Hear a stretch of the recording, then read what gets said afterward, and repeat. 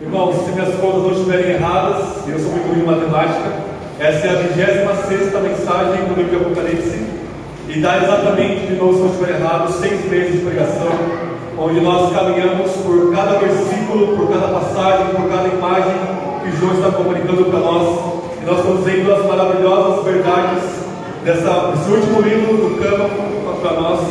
Nós estamos vendo que Apocalipse não ensina nada que outros livros da Bíblia não ensinem, e que mostra a suprema grandeza e poder e autoridade do nosso Senhor Jesus sobre todas as coisas, e isso para nossa edificação até o final. Bem? Hoje vamos terminar Apocalipse, capítulo 22. Vamos ler do verso 6 até o verso 21. E a última vez nós pregamos o livro 2 semanas atrás, nós fomos até o capítulo 22, verso 5. Nós vamos começar então no verso 6, seguindo a ordem do texto. Todos acharam? Apocalipse 22, a partir do verso 6. Depois da leitura eu irei dizer: essa é a palavra do Senhor. Todos se creem respondam com um só glória. Amém. Nós iremos orar mais uma vez. Diz assim, Apocalipse 22, 6: disse-me: essas palavras são fiéis e verdadeiras. O Senhor, o Deus dos Espíritos dos profetas, enviou o seu anjo para mostrar aos seus servos as coisas que em breve hão de acontecer. Venham em breve. Bem-aventurado aquele que guarda as palavras da profecia deste livro. Eu, João, ouvi e vi todas essas coisas. Quando as vi e ouvi, prostrei-me aos pés do anjo que as mostrava a mim para adorá-lo. Mas ele me disse: olha, não faça isso, porque eu sou seu conservo, seu e dos seus irmãos, os profetas, e dos que guardam as palavras deste livro, adorem a Deus. E ele me disse ainda: não guardes as palavras da profecia deste livro, porque o tempo está próximo. Quem é injusto, continue na injustiça. Quem é impuro, continue na impureza. Quem é justo, continue praticando a justiça. E quem é santo, continue se santificando. Venho em breve e trago a recompensa com a qual retribuirei cada um segundo a sua obra. Eu sou o Alfa e o Ômega, o primeiro e o último, o princípio e o fim. Bem-aventurados que lavam as suas roupas, para que tenham direito à árvore da vida e possam entrar na cidade pelas portas. Ficarão de fora os cães, os feiticeiros, os adúlteros, os homicidas, os idólatras e todo o que ama e pratica a mentira. Eu, Jesus, enviei o meu anjo para você testemunhar essas coisas em favor das igrejas. Eu sou a raiz e a geração de Davi, a resplandecente estrela da manhã. O Espírito e a noiva dizem: vem. E o que ouve, diga: vem. Quem tem sede, venha, e quem quiser, receba de graça a água da vida. Dou testemunho a todo aquele que ouvir as palavras da profecia deste livro. Se alguém lhes acrescentar alguma coisa, Deus lhes acrescentará as pragas escritas neste livro. Se alguém tirar alguma coisa das palavras do livro desta profecia, Deus lhe tirará a sua parte da árvore da vida e da cidade santa descrita neste livro. Aquele que dá testemunho dessas coisas diz: certamente venho em breve. Amém. Vem, Senhor Jesus. A graça do Senhor Jesus esteja com todos. Essa é a palavra de Deus. Amém. Vamos orar para vocês.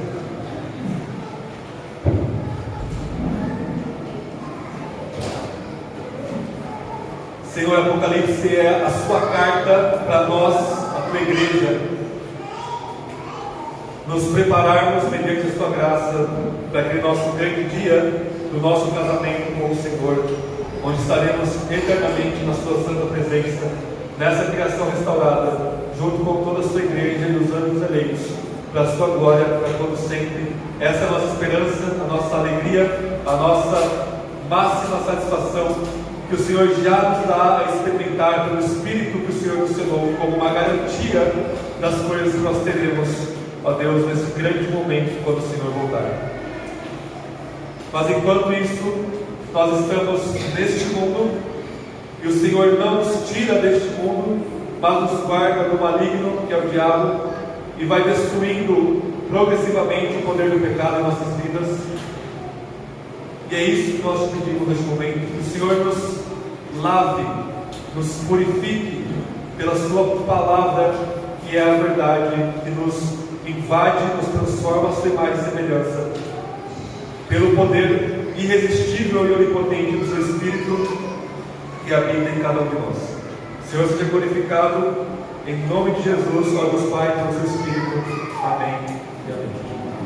Irmãos, alguém que já pensou quais seriam as suas últimas palavras antes de morrer? Vocês já pararam a pensar sobre isso? Às vezes a gente não gosta muito de pensar sobre isso. Nós vivemos uma época absolutamente terapêutica, onde nós somos afastados de pensar sobre a nossa morte, mas o fato é que todos nós vamos morrer, e nós vamos deixar um legado, nós vamos deixar nossas últimas palavras, nós vamos deixar algo para a nossa posteridade. E eu fico muito frustrado com os meus pais, porque eu não conheço nada sobre eles, a não ser uma história aqui e ali, uma coisa engraçada que aconteceu com eles na infância, ou uma coisa triste, mas essas historinhas aqui e acolá não me dão um quadro geral de quem é meu pai quando eu era pequeno, quem é minha mãe quando eu era pequeno, muito menos meus avós. Os meus avós todos estão falecidos já, mas eu só sei alguma história ou outra dispersa.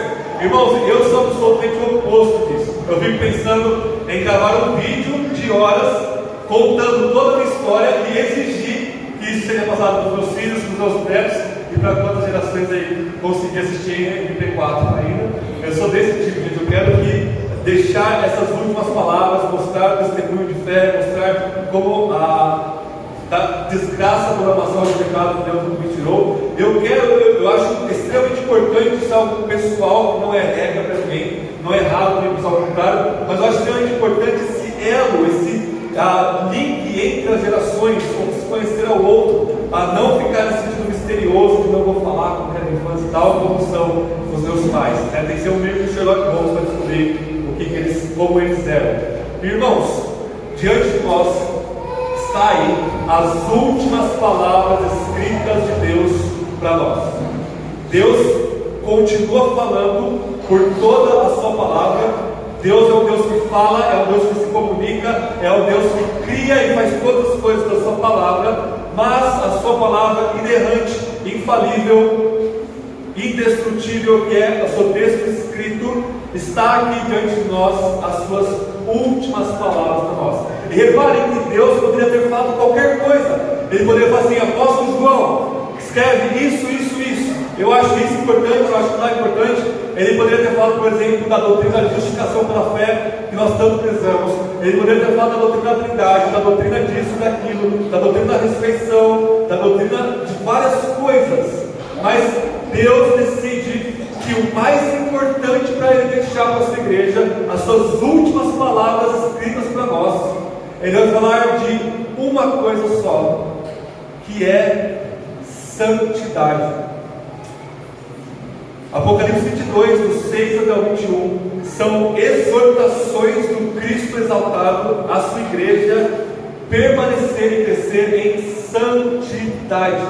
É isso que Cristo quer para nós, é isso que Cristo queria para aquelas 7 igrejas que são originalmente o público de Apocalipse. É isso que Deus decide falar para nós. E nós temos não uma, não duas, nós temos 5 chamados à exortação à santidade aqui, que nós vamos ver em Apocalipse 22, o último parágrafo da Bíblia para nós. 5 exortações. Deus precisa ter separado uma para falar de santidade e outras 4 para exortarmos a outras coisas que Ele tem nos exortado desde Gênesis. Mas Deus resolve repetir 5 vezes 5 exortações à santidade para nós. E isso deve mudar a ênfase e o modo como nós organizamos a nossa vida em torno desse tema da santidade. Porque parece que santidade é apenas uma doutrina que vem depois da justificação pela fé, antes da doutrina da igreja e da nossa glorificação final, apenas como se fosse mais uma nota de rodapé, ou mais uma pequena doutrina ali do nosso conjunto de verdades que nós temos. Mas para Deus é tão importante que Cristo morreu por nós, Ele nos adota, Ele nos justifica, Ele nos redime e nos perdoa os pecados, Ele nos dá o seu Espírito para quê? Para que nós sejamos santos e cresçamos em santidade. Ou seja, Deus, por ser Ele mesmo santo e fonte de toda a santidade, Ele tem a santidade nossa no mais alta estima, na mais alta importância. E se nós queremos ser sábios, a gente precisa valorizar e enfatizar aquilo que o próprio Deus valoriza e enfatiza. Nós devemos organizar a nossa vida em torno disso. Como eu posso ser mais santo? Como eu posso ser mais parecido com o nosso Senhor Jesus? Nisso Deus é glorificado, nós estamos satisfeitos, a igreja edificada, sem essa pedra preciosa da santidade. Não tem como conhecermos a Deus, louvarmos o Senhor, vivermos a vida cristã e sermos parte da igreja. Não há nada fora desse grande tema da santidade. Então, o último testamento de Deus para nós são 5 exortações de santidade, que são extremamente importantes, porque elas vão nos lembrar, não existe novidade em Apocalipse, mas elas vão nos lembrar de 5 características da santidade, que nós frequentemente esquecemos por causa de extremos e de distorções do que é ser santo. Então, se por um lado nós temos o legalismo, que vai dizer que ser santo é você ser uma pessoa chata, retruncada, que não pode fazer isso, não pode fazer aquilo, uma pessoa que segue um monte de regrinha como se fosse um robozinho, pensando que vai agradar a Deus por isso, por essa mera exterioridade hipócrita que não lida com o coração. E por outro lado nós temos um relaxamento do antinomismo ou da libertinagem, onde o pecado é relativizado e, portanto, santidade, você pode fazer o que você quiser, que está tudo bem, Deus aceita do jeito que você quiser. Apocalipse, no final, vai nos lembrar exatamente 5 chamados de exortação que vão nos ensinar e nos lembrar 5 coisas da santidade que vão de encontro contrário, na verdade, a definições ao longo da história e contemporâneas do que é santidade. Então, em primeiro lugar, versos 6 e 7 de Apocalipse 22. Santidade tem a ver com a nossa alegria. Ele vai dizer no verso 6 que essas palavras são fiéis e verdadeiras.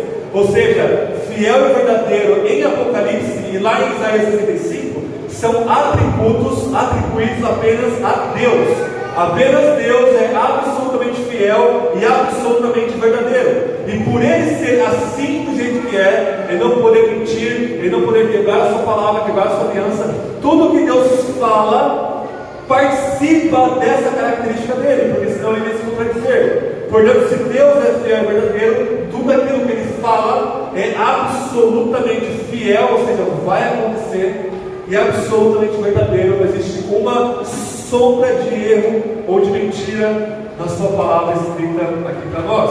E isso é o que vai nos santificar. Nós vimos ontem na reunião de homens, lá em João 17, que Jesus fala: santifica-os na verdade. Mas o que é a verdade? Será que é aquilo que eu acho que é a verdade, aquilo que eu acho que é santidade, aquilo que eu acho que é ser cristão? Não. Jesus diz: a tua palavra é a verdade. Existe esse padrão, esse paradigma que é a palavra de Deus, e sem ela não há santidade. Se você não conhece a palavra de Deus, se você não se debruça sobre ela diariamente, não há santidade na sua vida. Você pode ser completamente moral, nunca ter cometido nenhum crime, dar todos os seus bens aos pobres, entregar o seu corpo para ser queimado em favor dos outros, e nada disso importa se não vier do amor pela palavra de Deus. Mas, além disso, Deus continua dizendo que o Senhor, o Deus dos Espíritos dos Profetas, no grego aqui tem o sentido de Deus ser aquele que controla, aquele que inspira os profetas, enviou o seu anjo para mostrar aos seus servos as coisas que em breve hão de acontecer. Veio em breve, e ele diz o que no verso 7? Bem-aventurado aquele que guarda as palavras da profecia desse livro. Essa bem-aventurança, nós sabemos, significa mais do que alegre. Uma pessoa completamente feliz, satisfeita, completa, alegre em Cristo Jesus, ao guardar, entesourar a sua palavra em nossos corações. E a grande pergunta é: como ter alegria em meio desse mundo caído? E especificamente lendo o livro de Apocalipse.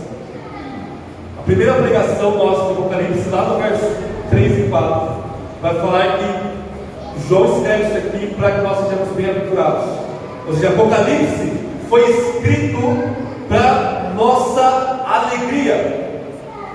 Ele fala isso nos primeiros versículos, ele termina falando isso, de que isso foi escrito para nossa bem-aventurança, para nossa máxima alegria em Deus. E aí que a gente tem Apocalipse, capítulo 2 e 3, 5 das 7 igrejas são ruins, péssimos. Apocalipse 6, a igreja sofre guerra, fome, morte. O quinto selo é a visão dos mártires, daqueles que morreram pelo testemunho de Deus, orando: Senhor, até quando o Senhor não vai vingar nosso sangue? Uma coisa bem pesada. O que nós temos em Apocalipse 11? A igreja testemunhando o Evangelho. Nós não somos protegidos exteriormente. A igreja é massacrada exteriormente. Sofremos pelo Evangelho até o ponto de darmos a nossa vida pelo Evangelho. Que coisa triste. O que nós temos em Apocalipse 12? Um dragão imenso, vermelho, que nenhum de nós é capaz de enfrentar, diante de nós, da igreja, fazendo tudo o que faz para tentar nos destruir. Ele não consegue, ele chama o seu braço direito e o seu braço esquerdo. A besta, em Apocalipse 13, é o estado totalitário que tanto persegue os cristãos ao ponto de não deixar que a gente nem compra e nem venda se não tiver a sua marca, o seu sinal na mão, nas nossas obras, ou na testa, na nossa mente. E a outra besta, de Apocalipse 13, é o falso profeta. São todas as falsas religiões que enganam o mundo todo e também perseguem a igreja. Apocalipse 17 ao 19, nós temos a grande prostituta babilônica, que é a cultura deste mundo, a qual está o tempo todo tentando seduzir a igreja a se tornar como ela. Diante disso tudo, diante de todo esse cenário de batalha cósmica, de igrejas ruins, como ter alegria ao guardar o livro de Apocalipse e toda a palavra de Deus em nossos corações? Deixa apenas mencionar 11 fatos de Apocalipse na ordem do livro que vão causar em nós alegria. Primeiro, no capítulo 1, nós somos alegres ao ouvirmos a revelação de Jesus e ao vermos o Cristo glorificado e exaltado.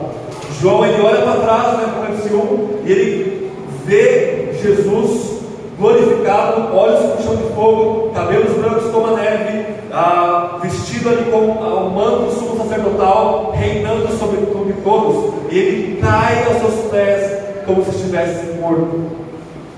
Isso nos traz alegria, termos uma imagem textual da glória do nosso Senhor Jesus, que o Espírito usa para nos mostrar mais quem é Jesus, e isso nos dá alegria. Em segundo lugar, nós somos alegres ao saber que Jesus nos conhece. Apesar de Apocalipse 2 e 3, 5 das 7 igrejas serem ruins, Jesus conhece essas igrejas ruins, Jesus ama essas igrejas, e Jesus exorta que essas igrejas voltem e se arrependam dos seus pecados.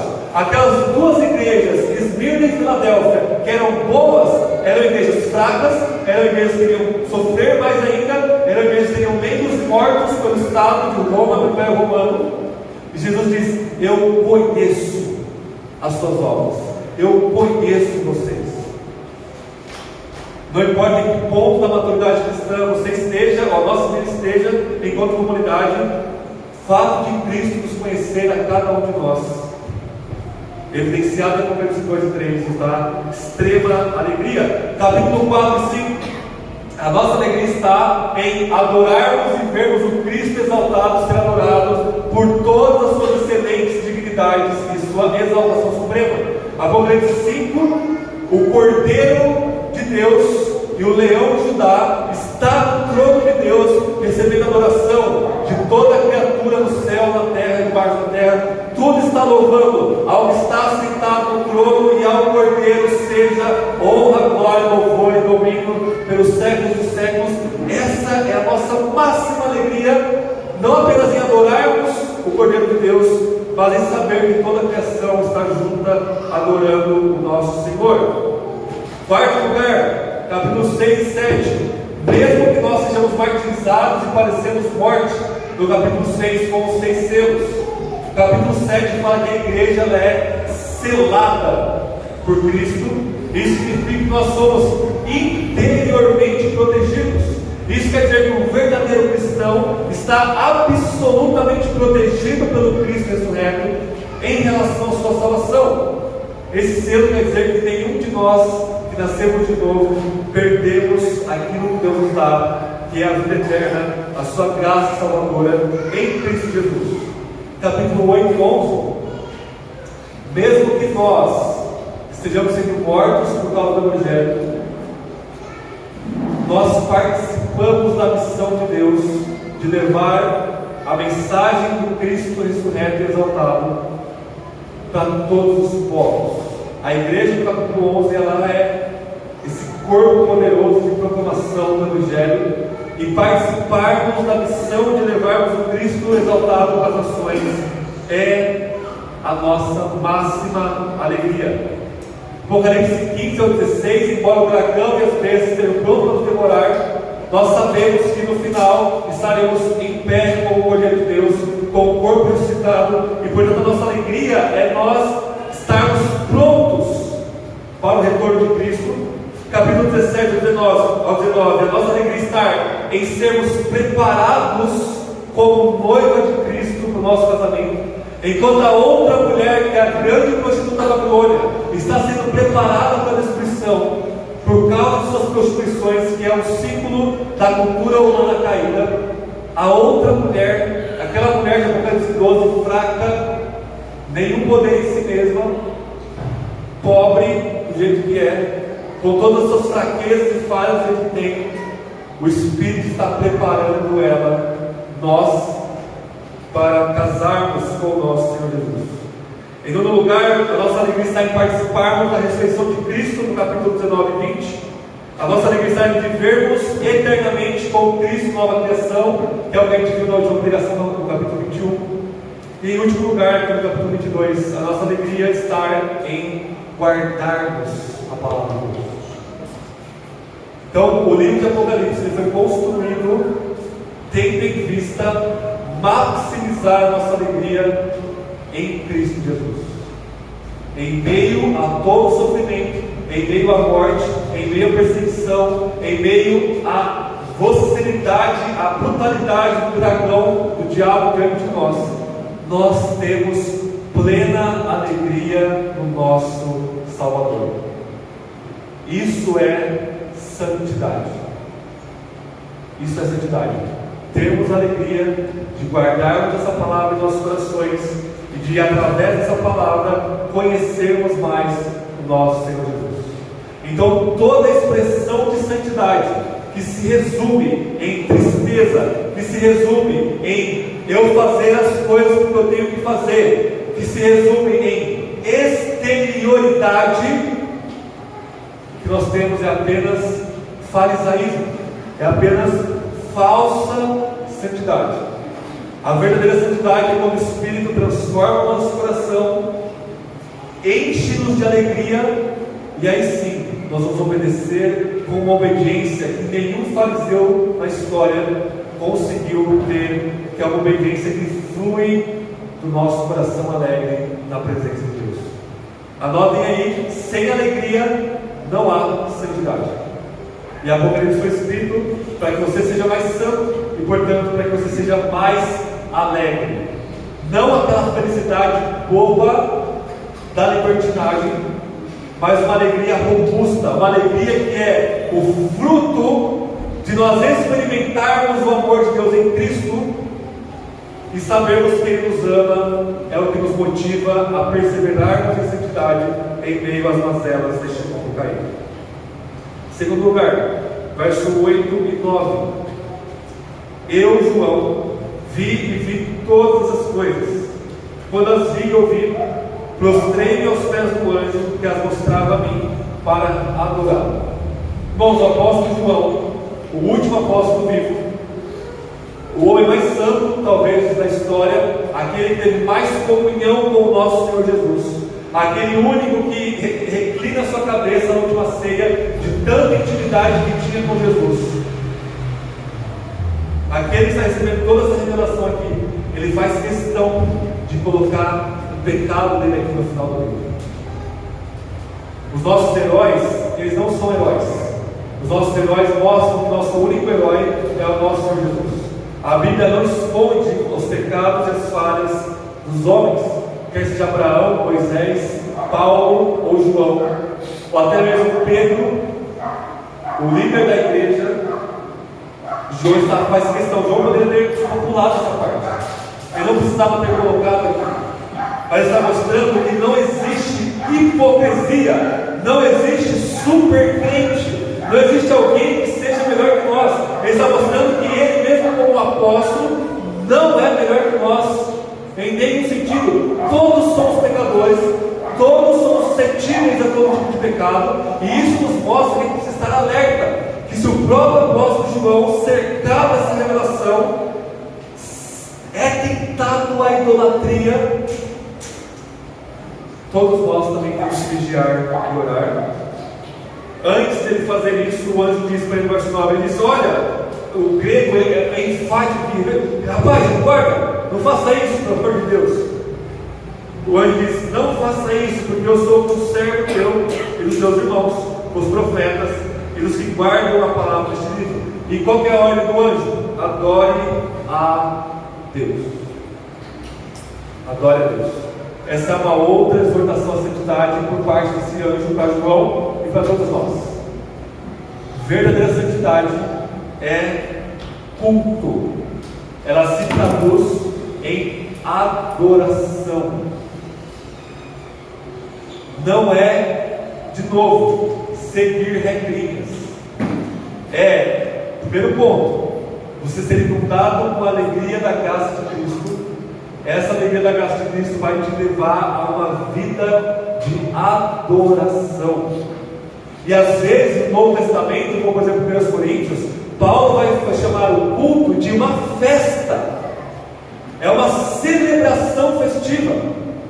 É o lugar onde nós somos exortados, a gente chora, nós temos nossos pecados expostos, mas isso também é a nossa alegria, e é por isso que nós cantamos, oramos e ouvimos a palavra de Deus em culto. Mas culto não é apenas isso daqui que nós fazemos. O culto é toda a vida do verdadeiro cristão diante de Deus. É o que Paulo diz em Romanos 12, verso 1 e 2, ele diz: irmãos, eu rogo-vos pelas misericórdias de Deus, que apresenteis o vosso corpo como um sacrifício vivo, santo e agradável a Deus, que é o vosso culto racional. Ou seja, o nosso corpo, que é uma forma de dizer todo o nosso ser, precisa ser apresentado diante de Deus como sacrifício, negando a nós mesmos, e isso é um culto a Deus, que encontra a sua máxima expressão quando nós nos unimos enquanto igreja para adorarmos a Deus. Mas a sua vida não é um culto. Adivinhe, o que você está fazendo aqui agora também não é um culto. Você está apenas jogando palavras ao vento, fechando o seu olho aleatoriamente e ouvindo palavras que estão entrando por aqui e saindo por aqui. Às vezes nem saem por aqui, às vezes nem entram por um lado. Não é culto. A verdadeira santidade é adoração. É para isso que Apocalipse foi construído. Vejam, o capítulo 4 e 5, que é o coração do livro, mostra, o capítulo 4, Deus é adorado por toda a criação, por ele ser o Criador. E o capítulo 5, todo o universo é estruturado concentricamente. O que está no centro do universo é o trono do Deus triuno, Pai, Filho e Espírito. E tudo mais gira em torno de Deus ser adorado. Adorado. Portanto, vendo esse culto celestial, onde tudo está girando em torno da adoração de Deus, o apóstolo João a intenção dele é mostrar que toda a nossa vida, a nossa família e a nossa igreja gira em torno da nossa adoração a Deus. E a adoração é infinitamente mais do que cantar louvores. É a nossa vida de uma alegre e genuína obediência, em auto-sacrifício, em auto-negação, tomando nossa cruz e seguindo o nosso Cristo crucificado e ressurreto. Então, em primeiro lugar, santidade é alegria. Apocalipse foi escrito para nos dar alegria. Em segundo lugar, essa alegria leva-nos a cultuarmos a Deus. Santidade é adoração. Nada menos do que isso é aceito no padrão bíblico. Em terceiro lugar, verso 10 até o 13. Ele me disse ainda: não guarde as palavras deste livro, porque o tempo está próximo. Aqui guardar, né, tem o sentido de não esconda, que é o oposto do que Deus disse para Daniel. Deus disse para Daniel: Daniel, sela esse livro, porque não é para você, não é para o seu tempo, é para o tempo do fim. Não guarde esse livro. Aqui Deus diz o contrário: João, não esconda esse livro, deixe ele público, envie as igrejas, não guarde ele para si mesmo, porque o tempo está próximo. Verso 11: quem é injusto, continue na injustiça. Quem é impuro, continue na impureza. Quem é justo, continue praticando a justiça. E quem é santo, continue se santificando. O que é isso? Santidade é apenas você agindo de acordo com a sua natureza renovada em Cristo. Isso é muito simples. No Novo Testamento nós temos o seguinte padrão: primeiro, nas exortações da santidade, a gente tem o indicativo, e depois nós temos o imperativo. O que é isso? Primeiro os apóstolos falam assim: vocês são isso, vocês são aquilo e vocês são aquilo outro em Cristo Jesus. Por exemplo, vocês são nova criação em Cristo Jesus, vocês são justificados em Cristo Jesus, vocês são adotados em Cristo Jesus, vocês já são santificados, já são santos em Cristo Jesus, vocês têm fé, amor e esperança, vocês têm todas as coisas que levam a vida e a piedade, por aí vai. Vocês têm alegria indizível e cheia de glória. Vocês têm paz que excede todo entendimento. O amor de Deus é derramado em vossos corações pelo Espírito que vos foi dado. Primeiro tem o que nós somos em Cristo, e aí depois o imperativo. O que é o imperativo? O que são as ordens? O que são os mandamentos do Novo Testamento? É o seguinte: haja de acordo com aquilo que você é. Por quê? Porque nós temos ainda o pecado permanecente em nós, e às vezes a gente esquece que a gente já é. A ética cristã é isso: haja de acordo com aquilo que você já é em Cristo Jesus. Estão percebendo a diferença? O Novo Testamento não tem a menor ilusão de querer que o ímpio seja santo. É impossível. Romanos 3 Paulo diz: não há quem busque a Deus, não há quem faça o bem, não há ninguém que entenda as coisas de Deus, todos se desviaram estarem inúteis, não há quem faça o bem nem se entregue. Não há ilusão sobre isso. O Novo Testamento não fala: ímpio, faça o bem, não regenerado, haja como se fosse regenerado. Não existe isso. A Bíblia fala: você vai agir de acordo com aquilo que você é. Então não pense você que você, a parte da fé em Cristo Jesus, você vai conseguir viver uma vida que agrade a Deus, porque você não vai. Fora da fé em Jesus, como vai dizer em Romanos 14, tudo é pecado. Você orar é pecado, você ler a sua Bíblia é pecado, você dar esmola é pecado, você vir à igreja é pecado. Por quê? Porque você está, tudo que você faz flui desse seu coração morto e rebelde. Portanto, cada um de nós agimos de acordo com aquilo que nós somos. Portanto, santidade é apenas o cristão sendo cristão. O Novo Testamento, quando fala arrependa-se, ele chama ao imperativo, mas esse imperativo vem com o poder do Espírito que te transforma e faz você se arrepender e crer. Portanto, arrependam-se. Se você está vendo que você está absolutamente escravizado por tudo quanto é tipo de pecado, é porque o seu coração está escravizado pelo pecado. Você não vai parar de tentar seguir regrinhas, de tentar agradar a Deus com as obras. O que você tem que fazer? Desiste. Desiste dessa sua vida, morra para si mesmo e se entregue com uma fé exclusiva em Jesus e não em você mesmo. Clame por misericórdia E ele fala: de maneira nenhuma vamos lançar fora o que vem da mente. Não importa qual pecado você tenha cometido, Cristo está te chamando neste momento. Venha a mim e eu vou te dar aquilo que você precisa para você viver também. Agostinho fala o seguinte, orando diante de Deus as confissões, ele diz: Senhor, peça-me o que quiseres, mas me dê o que o Senhor pede. É isso que Deus faz. Tudo que Ele exige de nós é Ele que nos dá. E portanto, santidade é isso. Se você é injusto, adivinha, você vai continuar sendo injusto. Se você é idólatra, você vai continuar sendo idólatra, porque isso não tem como você fugir daquilo que você é, se não for pela graça de Deus. Se por outro lado você é santo e justo por Cristo, você vai continuar progredindo em santidade e nessa justiça que é o Evangelho. É simples assim. A santidade é nós agirmos de acordo com aquilo que nós somos. Você quer continuar vivendo seus pecados? É só continuar. O injusto continue fazendo injustiça, o impuro continue em impureza. Se é isso que você quer, é isso que você vai ter. Mas o justo continue praticando justiça, e quem é santo continue se santificando. Isso é inevitável. Não tem como uma pessoa ser santa em Jesus e de repente dizer: não, agora eu vou agir de acordo com uma outra natureza, eu vou agir de acordo com o que era antes, eu vou deixar de ser santo e eu vou ser pecador. Não existe isso. Se você encontrou Cristo, o Cristo que te santifica e que te declara justo pela fé, você vai continuar se santificando, com todos os trancos e barrancos, mas isso que é a vida cristã. Nós temos a promessa, verso 12: vem em breve e traga a recompensa com a qual retribuiria cada um segundo a sua obra.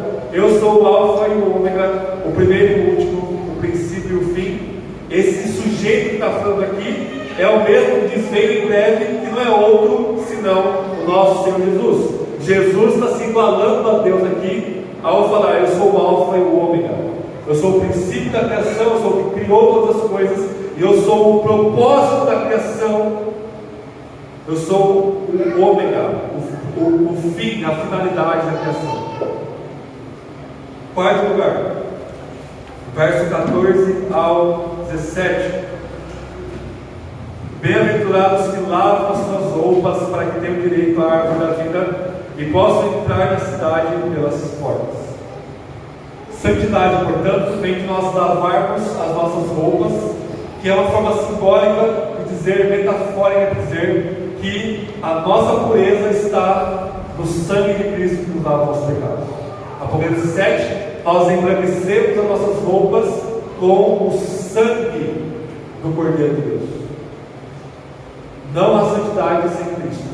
Não há santidade sem esse lavar da nossa roupa imunda, seja daquilo que nós somos, da nossa identidade.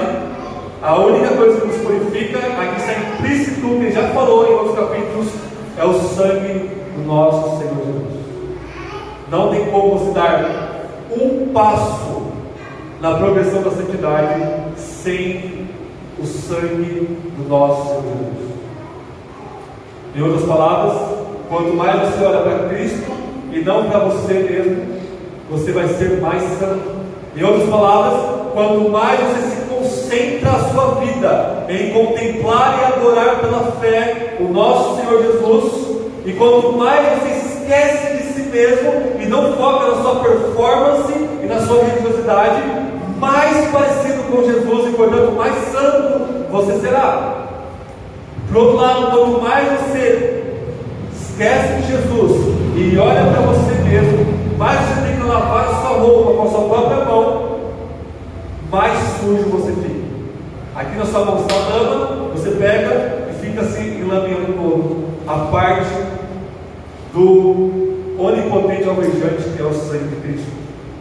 Verso 15: ficando de fora os cães, é uma forma de dizer o ímpio como algo abominável e sujo, os feiticeiros, os adúlteros, os homicidas, os idólatras e todo o que ama e pratica a mentira.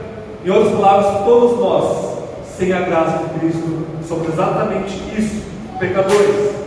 Verso 16: eu, Jesus, enviei o meu anjo para vos testemunhar.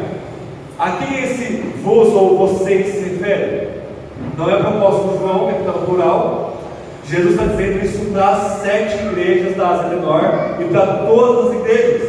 Apocalipse foi escrito para ser lido no culto público, como todas as outras livros da Bíblia.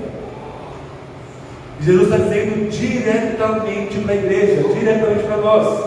Ele diz: eu, Jesus, enviei o meu anjo para testemunhar para vocês.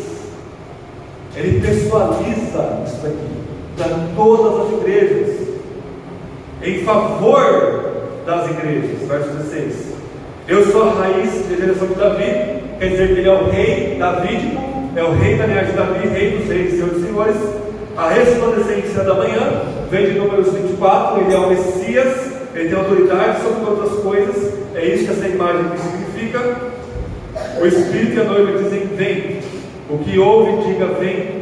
Quem tem sede, venha. E quem quiser, receba de graça a água da vida. O que é santidade então? Graça, favor imerecido. O que você precisa fazer para ser mais santo? Nada. Porque essa pergunta é errada. É do que você precisa, da graça que há no sangue de Cristo para nos santificar. Isso é santificação de verdade. Graça, favor e merecido de Deus. Uma graça que, sim, quando nos encontra, nos transforma a nós vivermos diante de Deus. Mas é graça, não é obras, não é o que você faz, não é mérito seu, não é religiosidade sua, é o oposto disso. Nós não temos nada, não somos nada, merecemos apenas condenação e o inferno eterno.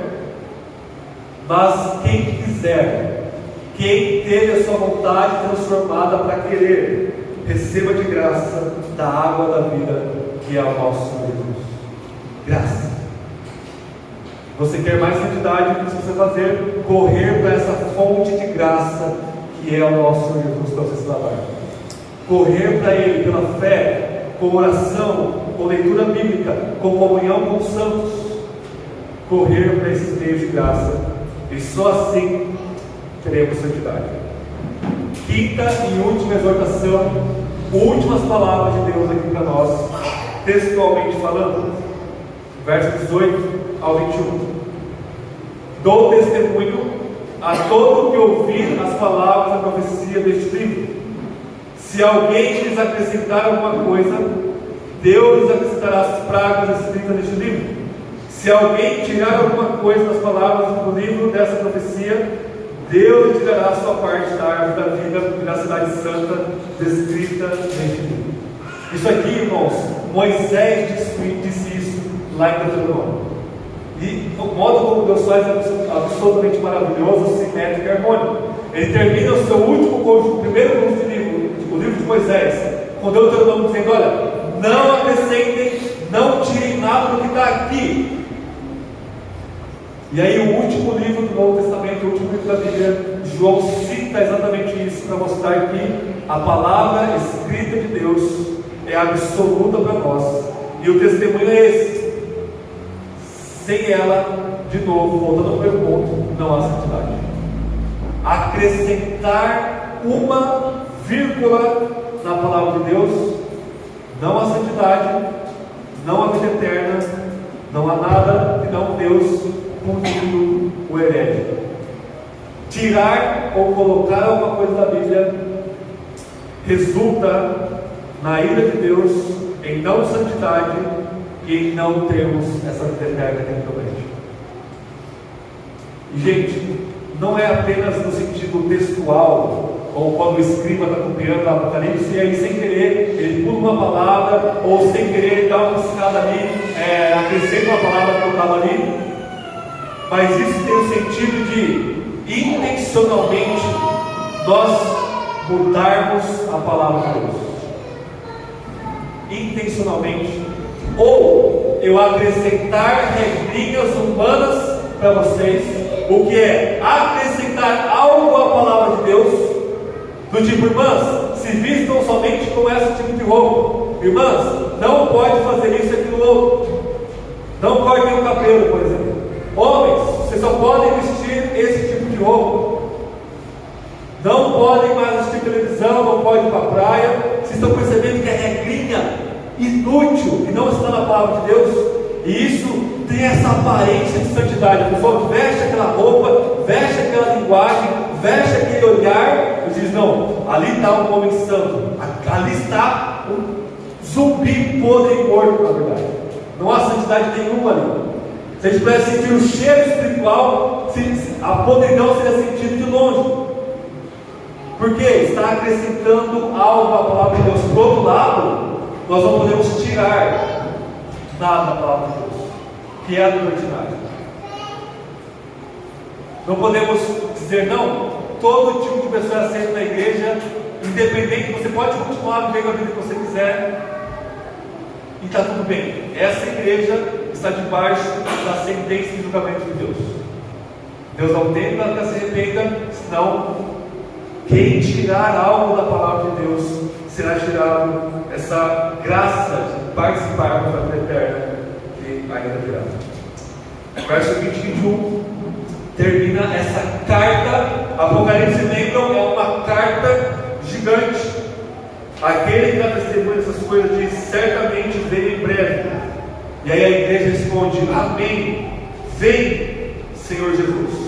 E ele termina com a saudação epistolar: a graça do Senhor Jesus esteja com todos. De novo, graça. Graça. Como é que Apocalipse termina então? Deus com o seu megafone aqui dizendo: sejam santos, como eu sou santo. Santifiquem-se.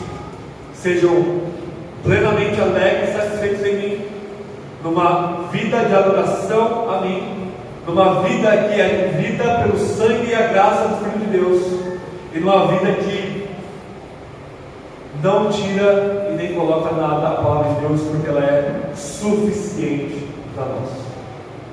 Apocalipse foi escrito para mostrar a suprema, soberana e absoluta autoridade de Jesus. Jesus controla todas as coisas para a glória do Deus triuno, para o bem da igreja. E aí está a nossa alegria, a nossa esperança e o nosso clamor: vem, Senhor Jesus. Quando a igreja clama Maranata, Maranata é uma palavra em aramaico que significa salva-nos, complete aquilo que o Senhor começou em nós. É assim que este maravilhoso livro termina, e é assim que nós encerramos essa mensagem, exortando a todos nós: vamos organizar nossas vidas em torno de sermos mais parecidos com o nosso Senhor Jesus, mais alegres, mais adoradores e mais conhecedores da palavra que nos testemunha sobre Jesus. Amém? Vamos orar? Tem um brevíssimo momento de oração silenciosa. Se arrepende dos seus pecados, confesse eles diante de Cristo, que Ele está pronto para nos perdoar. Corra para Ele pela fé. E eu já vou orar para encerrar o sermão.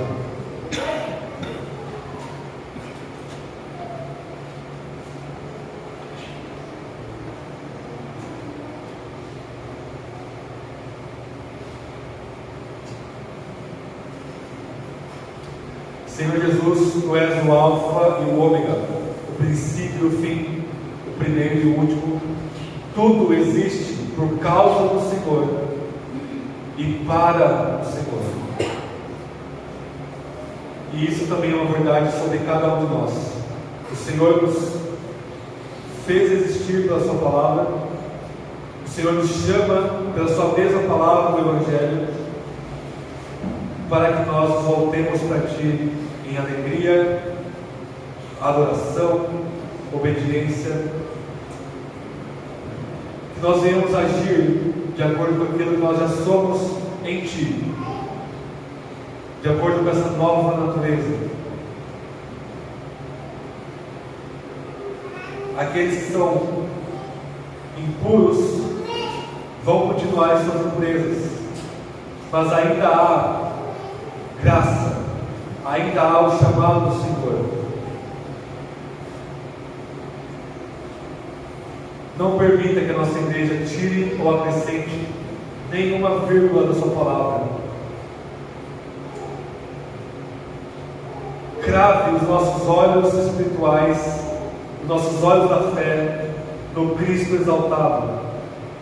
Que nós não venhamos a nos desviar dele, nem para a direita, nem para a esquerda. Que ele seja a nossa alegria, nosso amor, nossa esperança. O nosso tudo em todos, para a sua glória, Deus Pai. Obrigado pelo livro de Apocalipse, que lido corretamente nos inunda de alegria, porque Cristo morreu por nós, mas triunfou sobre a morte, está à sua destra, como Rei dos Reis, Senhor dos Senhores, regendo todas as coisas, até mesmo as catástrofes, até mesmo a morte, até mesmo o diabo e seus demônios, não passam de cachorrinhos, controlados pelo Cristo Supremo. E nós rogamos com o seu Espírito, em uma só voz, com o seu Espírito, vem, Senhor Jesus. Aqueles que têm medo dessa vinda, aqueles que têm receio dessa vinda, que o Senhor mostre o quão glorioso é, e que nós venhamos genuinamente desejar a sua vinda e não a pecaminosidade passageira deste mundo. Em teu nome nós oramos. Amém.